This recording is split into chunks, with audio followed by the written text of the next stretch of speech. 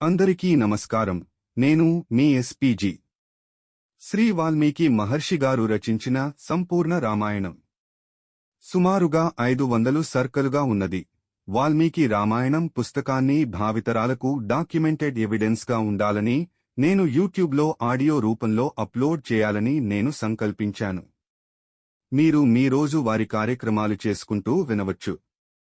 నిజమైన రామాయణాన్ని ఒక అక్షరం కూడా మార్చకుండా మీ ముందుకు చాలా శ్రద్ధతో మరియు భక్తితో తీసుకొస్తున్నా శ్రీ రామచంద్ర ప్రభువుల వారి ఆశీస్సులతో ముందుకు కొనసాగుతున్నాను.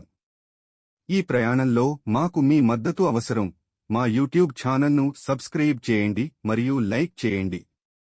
మీ మద్దతు నా కంటెంట్ నిర్మాణాన్ని మరియు మరిన్ని వీడియోలు చేసేందుకు ప్రేరేపిస్తుంది. నేను చేసే ఈ కార్యక్రమంలో ఏమైనా లోపాలు ఉంటే నాకు కామెంట్ రూపంలో తెలియజేస్తే తరువాత వచ్చే వీడియోలను నేను సరిదిద్దుకుంటానని మనవి చేసుకుంటున్నాను. శ్రీమద్ రామాయణము బాలకాండ 21వ సర్గ.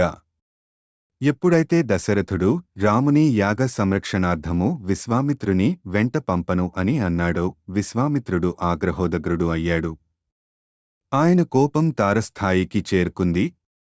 దశరథా, ఇక్ష్వాకుల వంశములో జన్మించిన నీవు ఆడిన మాట తప్పావు.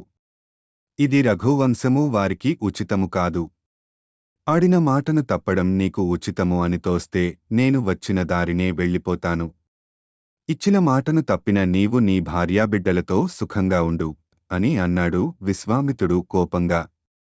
విశ్వామిత్రునికి కోపం వచ్చింది అని తెలుసుకున్నాడు పురోహితుడు, కులగురువు వశిష్ఠుడు. వెంటనే లేచాడు. దశరథుని వద్దకు వచ్చి ఇలా అన్నాడు: ఓ దశరథ మహారాజా, నీవు ఇక్ష్వాకు వంశంలో పుట్టావు. ధర్మ సంస్థాపనకు కంకణము కట్టుకున్నావు. మంచి ధైర్యవంతుడివి. అటువంటి నీవు ఈ మాదిరి పుత్ర వ్యామోహంతో ధర్మము తప్పి ఆడిన మాట తప్పడం తగునా? నీవు నీ ధర్మమును ఆచరించి అధర్మమును విడిచిపెట్టు. ఆడిన మాట తప్పడం అంటే నీవు ఇప్పటిదాకా సంపాదించుకున్న పుణ్యమును నశింపచేసుకోవడమే. కాబట్టి నీవు ఇచ్చిన మాట ప్రకారము రాముని, విశ్వామిత్రుని వెంట పంపు. ఓ దశరథ మహారాజా, నా మాట విను. విశ్వామిత్రుడు వెంట ఉంటే నీ రామునికి వచ్చిన భయం ఏమీ లేదు. ఎందుకంటే విశ్వామిత్రునికి తెలియని అస్త్రశస్త్రములు ఏమీ లేవు. ఆయనకు తెలిసిన అస్త్రశస్త్రములు దేవతలకు, రాక్షసులకు, గంధర్వులకు ఎవరికీ తెలియవు. పూర్వము భృశాశ్వసుడు తనకు తెలిసిన అస్త్రశస్త్రములు అన్నీ విశ్వామిత్రునికి ఇచ్చాడు. ఆ అస్త్రములు సామాన్యమైనవి కావు. అవి భృశాశ్వసునకు, దక్ష ప్రజాపతి కుమార్తెలకు జన్మించిన అస్త్రములు. అవి గొప్ప పరాక్రమము, శక్తి కలవి. పూర్వము దక్ష ప్రజాపతి కుమార్తె జయాను ఆమె రాక్షసులను సంహరించుటకు 50 మంది పుత్రులను కన్నది. వారు కామరూపులు, మహాబలురు, పరాక్రమవంతులు. వారే ఇప్పుడు అస్త్రరూపములలో విశ్వామిత్రుని వద్ద ఉన్నారు.